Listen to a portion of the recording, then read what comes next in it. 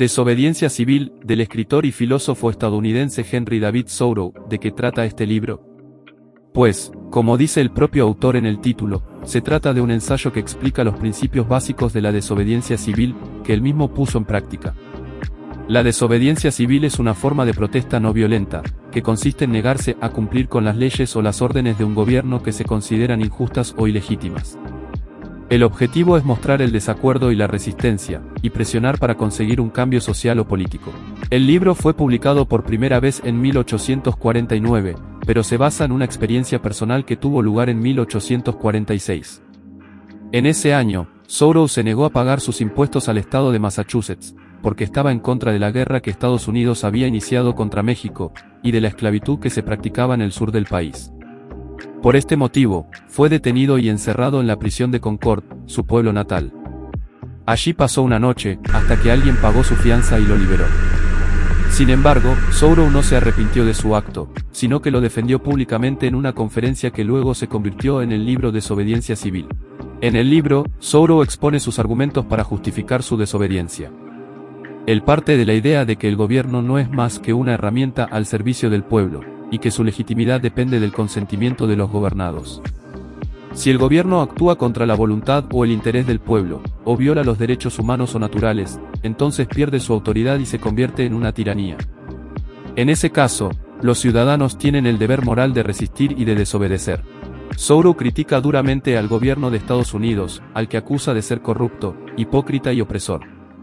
Él afirma que el gobierno no representa ni protege a la mayoría de la población, sino a los intereses de una minoría privilegiada y poderosa.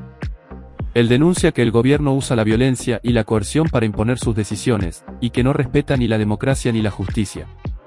Él cuestiona especialmente la guerra contra México, que considera una invasión injustificada para expandir el territorio y la esclavitud misma, que considera una atrocidad contra la dignidad humana.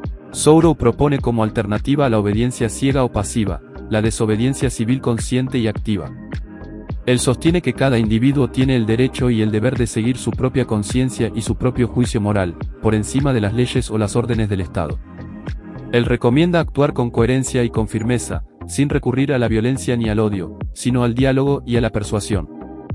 Él reconoce que la desobediencia civil implica asumir las consecuencias y los riesgos de enfrentarse al poder establecido, pero también afirma que es el único camino para lograr una verdadera reforma social o política. El libro es una obra de filosofía política, que expone los principios y las razones de la resistencia pacífica frente a un Estado injusto o tiránico.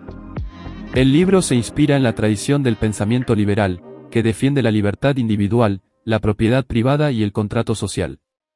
Sin embargo, el libro también cuestiona los límites y las obligaciones de la obediencia al Estado, y propone el derecho y el deber de la desobediencia civil como una forma de protesta moral y política. El libro tuvo una gran influencia en el pensamiento y la acción de muchos movimientos y líderes sociales que lucharon por la libertad y los derechos humanos, como Mahatma Gandhi, Martin Luther King o Nelson Mandela. El libro también inspiró a muchos escritores y artistas que expresaron su disidencia y su rebeldía, como León Tolstoy, Oscar Wilde o Bob Dylan. Si quieren saber más sobre este libro o sobre otros relacionados con la literatura, la cultura y la política, no olviden suscribirse al canal y activar la campanita para no perderse ningún contenido.